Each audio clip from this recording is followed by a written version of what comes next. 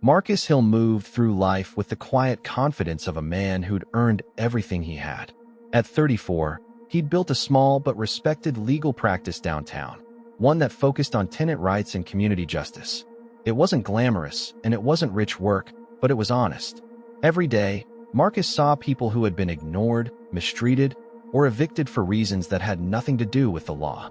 So when he rented the top floor of a freshly painted apartment building on the east side of the city, he thought, for once, he could just live, not fight. The place was simple: hardwood floors, a little balcony overlooking the park, and enough space for his books, his dog, and the quiet he'd earned. The landlord, Mr. Richard Blake, was a man in his late 50s with a firm handshake and a suspicious smile. At first, their conversations were polite. Blake made a point of walking through the building every week, clipboard in hand, pretending to inspect things that didn't need inspecting. But over time, Marcus began to notice the pattern. Blake's visits always seemed to come when Marcus had guests, especially when they were black. One Saturday afternoon, Marcus's younger cousin, a college student named Tyler, came over to borrow some books. 10 minutes later, Blake was knocking at the door. "Just making sure no one's breaking the quiet hours," he said, scanning the room without being invited in. Marcus smiled tightly. "It's 2 in the afternoon." Blake's eyes narrowed. "Still, some of us have standards around here." It was subtle, annoying, but not enough to confront, at least not yet. Marcus knew how quickly small confrontations could escalate, how fast calm words could turn into ugly assumptions. But the comments continued. Blake complained about strange cars parked outside when Marcus's friends visited. He left notes about smoking violations, though Marcus didn't smoke. And one morning, Marcus found a letter taped to his door: notice of lease termination, 30 days to vacate. No explanation, no warning, just a cold, typed letter. Marcus stood in his kitchen, reading it twice. Then again, his pulse steadied into that lawyer's calm, that stillness he used in court when emotions tried to take over. He knew his rights. The building was under city rent stabilization laws. A landlord couldn't evict without cause. Still, he wanted to understand why. So he walked down the stairs and knocked on Blake's office door. The older man opened it with a smirk. "Ah, Marcus, guess you got the notice." "I did," Marcus said evenly. "Just wanted to ask, why am I being evicted?" Blake leaned back in his chair. "Nothing personal. I'm renovating the floor. Need tenants who fit the new standards." "New standards?" Marcus repeated. Blake shrugged. "You know, the type that attracts the right kind of buyers. Young professionals, families, people who take pride in their space." The implication hung between them like smoke. Marcus took a slow breath. "I'll take that as your final answer." "Afraid so," Blake said, smiling wider now. "You've got 30 days. Marcus didn't argue. He didn't raise his voice. He simply nodded and walked away, though every step burned. That night, he sat on his balcony watching the city lights flicker, his thoughts dark and steady. He'd fought for others his whole career, tenants pushed around by power and prejudice. But this time, the target was him. He decided he wouldn't just leave quietly. 2 days later, Blake showed up again, this time with a clipboard and a man wearing a maintenance uniform. They moved through the hallway talking loudly about new appliances and fresh paint jobs, making sure Marcus could hear. Marcus opened his door. "Morning." Blake looked startled. "Didn't know you were home."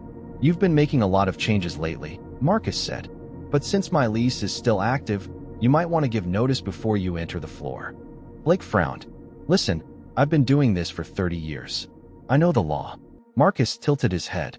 "So do I." For the first time, Blake looked uncertain. "What's that supposed to mean?"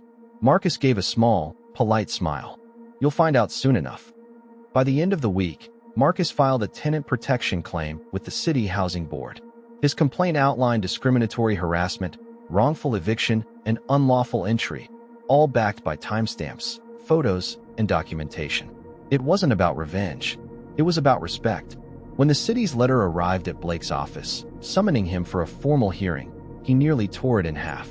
He'd assumed Marcus was just another tenant, quiet, polite, and disposable. The idea that this man could challenge him legally never crossed his mind.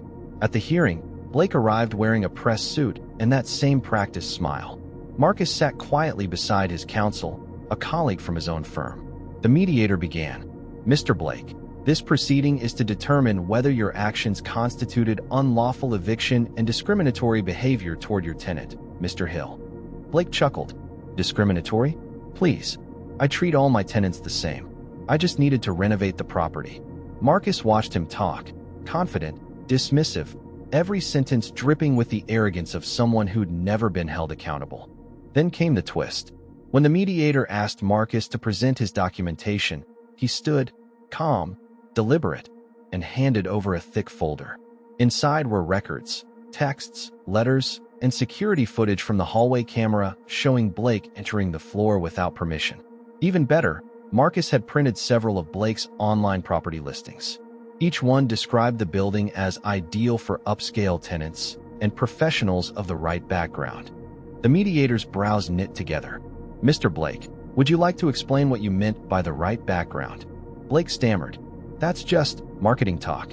Nothing serious. Is that so? Marcus said quietly. Because I also found messages you sent to another tenant, encouraging them to find buyers who fit the community look. The room fell silent. The mediator leaned back. Mr. Blake, you do understand that discrimination, direct or coded, violates federal housing law. Blake's face reddened. This is ridiculous. He's twisting my words. Marcus met his gaze evenly. I'm not twisting anything.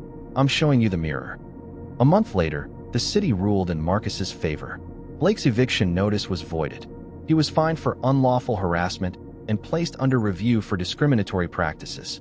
But Marcus wasn't done yet. 2 weeks after the ruling, he filed a civil case seeking damages for emotional distress and unlawful retaliation. Most people would have walked away after winning the first round, but Marcus knew that silence only protected the abuser. When the court date came, the gallery was packed. Other tenants from the building came to watch, whispering stories of their own, how Blake had made comments, raised rent selectively, or lost maintenance requests. For years, they'd been too afraid to speak. Marcus gave them courage. Blake sat at the defendant's table, visibly sweating. His lawyer tried to argue that Marcus was exaggerating, but the judge, a black woman named Judge Reeves, wasn't swayed. When it was time for closing arguments, Marcus stood. Your Honor, he said, his voice calm but full of conviction. I've represented dozens of tenants who've lost everything because someone in power thought they could bend the law to fit their bias. But this time, it wasn't a client. It was me. And I learned something. Discrimination doesn't always come in shouting or slurs. Sometimes it wears a smile and calls itself standards. But whatever name it hides behind, it has no place in our homes, our communities, or our courts. The room was still. The judge glanced at Blake, then back at Marcus. Mr. Blake, she said, her tone steady, you've abused your position, violated the law, and caused harm under the guise of professionalism. This court finds in favor of the plaintiff. Blake's mouth fell open. You can't. I just did, she said. Judgment for Mr. Hill. Outside the courthouse, reporters were waiting. Marcus didn't speak long. He just said what mattered. This isn't just about one man or one eviction. It's about the right to exist without being judged by someone else's bias. Justice doesn't erase pain, but it reminds us that truth still has power. The story spread online. Articles called it a quiet victory for tenant rights and a lesson in modern discrimination. But for Marcus, it wasn't about headlines. It was about the faces of his neighbors, people who finally believed the system could work for them, too. A week later, he got a letter in the mail. It wasn't from Blake. It was from an older woman named Mrs. Alvarez, who lived 2 floors down. Thank you for standing up, it read. He's been making me feel small for years. You reminded me I have a voice. Marcus folded the letter carefully and placed it on his desk beside his case files. Sometimes justice wasn't about punishment. Sometimes it was about restoring dignity. That night, he sat again on his balcony, the city lights glowing below. The air felt different, lighter. Somewhere in the distance, a child was laughing. Music spilled faintly from a window, and for the first time in months, Marcus felt peace. He didn't just win a case. He'd broken a pattern, one that had stood unchallenged for too long. Months passed. Blake sold the building, unable to recover his reputation. Marcus stayed, not because he couldn't move, but because leaving would have meant surrender. He'd turned the place that once tried to push him out into a symbol of resistance. Neighbors began to greet him differently now. not with pity, but with respect. The young man down the hall asked for advice on law school. The elderly woman next door left small gifts of homemade food.